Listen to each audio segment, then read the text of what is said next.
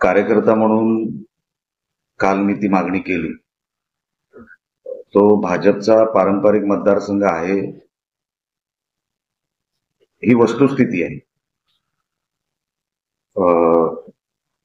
स्वर्गीय कुसुमताई अभ्यंकर, त्यानंतर स्वर्गीय गोठाडजी, मग बाळासाहेब माने यांनी सलग 78 पासून ह्या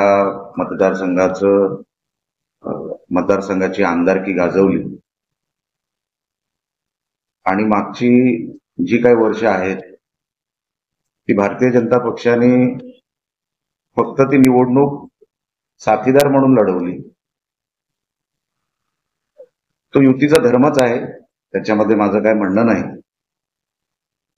पण आम्हाला तो मतदारसंघ मिळावा, कारण का आता खासदारकीची निवडणूक आम्ही जिंकलेली आहे. आणि दावा करणं हे काही चुकीचं आहे असं मला काय वाटत नाही. कारण का आपल्याला जर आठवत असेल, निवडणुकीच्या अगोदर जेव्हा राणेसाहेबांची उमेदवारी जाहीर सुद्धा झाली नव्हती, भारतीय जनता पक्षाने मला कुडाळ मालवण मतदारसंघाची जबाबदारी दिली आहे. तो मतदारसंघ शिवसेनेतून, म्हणजे शिंदे साहेबांच्या शिवसेनेतून त्या मतदारसंघासाठी मागणी झाली, कारण नसताना. पण ती त्यांनी मागणी केली तेव्हा आम्हाला काही वाईट वाटलं नाही. ठीक आहे, प्रत्येकाला अधिकार असतो. त्यांचा जिल्हाध्यक्ष आणि सरचिटणीस जिल्ह्याचे त्यांनी ती मागणी केली होती. पण फक्त ती मागणी केली होती म्हणून मी मागणी करतोय असातला भाग नाही. आमची जर मतं तुम्ही बघितली, यावेळेला साहेबांना काहीतरी 74,000 मतं पडली. आणि ही 74,000 मतं मी अपक्ष उभा असताना मला 41-42,000 मतं मिळाली. बीजेपीची पारंपरिक तिथे 40-45,000 मतं आहेत. ही बेरीज बघितली तर सहज ती सगळी भारतीय जनता पक्षाचीच मतं आहेत, ह्याच्यातून ते सिद्ध होतं. आणि ती मतं जर आम्ही ती मतं घेतली आहे, आम्ही फक्त त्या मतदारसंघात 10,000 मागे आहोत.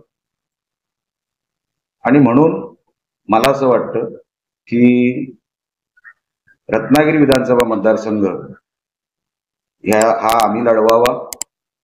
पक्षाकडे आम्ही तशी मागणी करणार आहोत. पालकमंत्री तिकडे उदयजी सामंत आहेत, आमचे संबंध चांगले आहेत.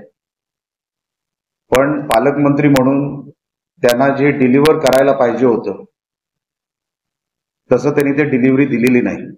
या लोकसभेला त्यांच्याच जिल्ह्यामध्ये, म्हणजे ते जिथे पालकमंत्री आहेत रत्नागिरीमध्ये 3 विधानसभा येतात, त्या 3ही विधानसभेमध्ये आम्ही मायनस आहोत. आणि सिंधुदुर्गाच्या 3ही विधानसभेमध्ये आम्ही लीडमध्ये आहोत. खरं तर ह्यावर उदयजीच बोलतील, ते का लीड देऊ शकले नाहीत, का ते मिरवणुकीला येऊ शकले नाहीत, हे सगळं ते सांगतील. त्यांच्यासाठी काय मी उत्तर देऊ शकत नाही.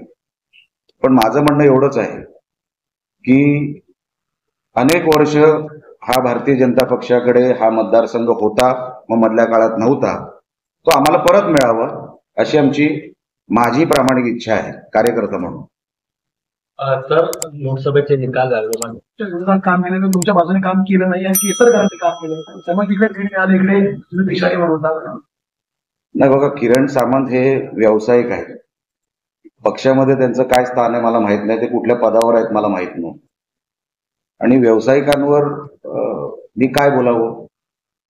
ते पक्षामध्ये कुठे आहेत का, म्हणजे ते पदाधिकारी म्हणून आहेत का?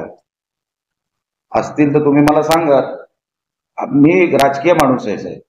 ते इच्छुक होते, पण सामंतांनी उघडपणे मागणी केली होती, भावासाठी ती मागणी केली असेल. पण ऑफिशियल राजकारणामध्ये किरण सामंत हे कुठल्या पदावर आहे ते तुम्ही मला सांगा. आपण मागणी करताना काहीतरी बेस लागतो ना. काय बेस आहे त्यांचा? माझं त्यांच्याशी काय आक्षेप नाही. माझा काही आक्षेप नाही, पण एकदा उमेदवारी जाहीर झाल्यानंतर आपण समन्वय म्हणतो ना, तो समन्वय का राखला गेला नाही याचा अभ्यास त्यांनी पण करावा. आपण कुठल्या बेसवर मागणी करतो, काय बेस आहे? एकीकडे माजी मुख्यमंत्री, कोकणामध्ये 40 वर्षाचा अनुभव असलेला माणूस, महाराष्ट्राचा अनुभव असलेला माणूस, तिकीट मिळालेली आहे, पक्षाने युतीने जाहीर केलेली आहे. त्याच्यानंतर जर असे विषय होत असतील तर ते बरोबर नाही. आम्ही विजय मिळून दाखवला, पण काही गोष्टी विसरणार नाही आणि राणेंना माफ करायची सवय नाही. आम्हाला ज्या काही गोष्टी पक्षाकडे मांडायच्या आहेत त्या 100% आम्ही मांडणार. त्यांनी, आता मी तुम्हाला सांगतो, ज्यांचं नाव तुम्ही घेतलं, किरण सामंत, मी तुम्हाला खात्रीला एक सांगतो, ऑन रेकॉर्ड सांगतोय, किरण सामंत या निवडणुकीमध्ये उद्धव ठाकरेंना आणि रश्मी वहिनींना भेटले. एक बीएमसीचा आर्किटेक्ट आहे, लायझनिंग आर्किटेक्ट पाटील नावाचा, त्यांनी ती मीटिंग घडवून आणली आणि ते भेटले. आता शिंदे साहेब हे आमचे नेते आहेत, आमचे बॉस आहेत, त्यांच्याबद्दल आमचा आदर आहे आणि नेहमीच राहणार.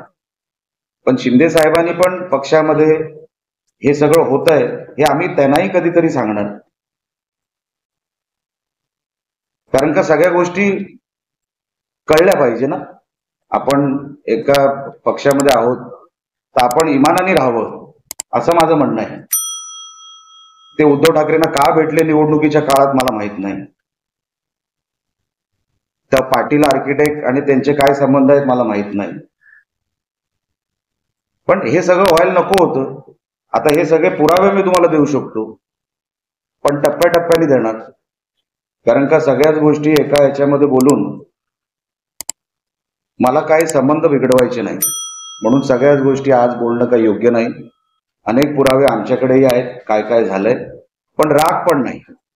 आमचे साहेब जिंकले, त्या गोष्टीचं समाधान जास्त आहे, पण काही गोष्टी विसरणार नाही एवढं मात्र खरं. आणि येणाऱ्या काळामध्ये आम्ही मागणीच आज केली आहे आणि आम्ही त्या दिशेने पावलं देखील टाकू की आम्हाला ह्या 2 सीट हव्या आहेत, कारण का त्यांच्या मागे आमची आकडेवारी आहे, मॅथमॅटिक्स आहे. म्हणून आम्हाला त्या 2 मतदारसंघावर दावा सांगावासा वाटला. सर, कुडाळमध्ये जवळपास 34,000च्या आसपास लीड मिळाले. पुन्हा एक हे विनायक राऊतांसारखेच फक्त बडबड करत राहिले. 10 वर्ष केलं काहीच नाही, लॉलीपॉप दाखवायचं काम केलं जनतेला. आणि राणे किती वाईट ह्याच्या पलीकडे त्यांचा अजेंडा नाही. आणि आता लोकांनाही कंटाळा आला की 10 वर्ष आपण फक्त राणे अमुक राणे. तुम्ही काय केलं हे पण जनतेला बघायचं होतं. विनायकराव दाखवू शकले नाहीत, त्यांचा पराभव झाला. वैभव नाईक दाखवू शकले नाहीत, त्यांचा आम्ही पराभव करणार येणाऱ्या निवडणुकीमध्ये. आणि खरं तर वैभव नाईक हे कुठल्या पक्षातून निवडणूक लढवतील हे देखील अजूनपर्यंत माहित नाही. हा प्रश्न तुम्ही त्यांना विचारा की तुम्ही नेमकं कुठल्या पक्षातून निवडणूक लढवणार आहात, हे एकदा स्पष्ट होऊ दे. कारण का ते सगळीकडे दिसतात, अनेक पक्षांच्या अँटी चेंबरमध्ये वैभव नाईक दिसतात. हे कदाचित उद्धव ठाकरेंना माहित नसेल, किंवा माहिती असलं तरी आज त्यांच्यात हिंमत नाही आमदारांना काही बोलायची, कारण का उरले आहेत ते पण निघून जातील ह्या भीतीपोटी कदाचित उद्धव ठाकरे बोलत नसतील. पण कोणाकोणाच्या अँटी चेंबरमध्ये वैभव नाईक काय काय मागत असतात आपली आमदारकी सेव्ह करण्यासाठी. ते कुठल्या पक्षातून निवडणूक लढवतील, पण ते कुठल्याही पक्षातून जरी निवडणूक लढवली त्यांचा पराभव हा जनतेने ठरवलेला पराभव आहे, तो आम्ही करणार.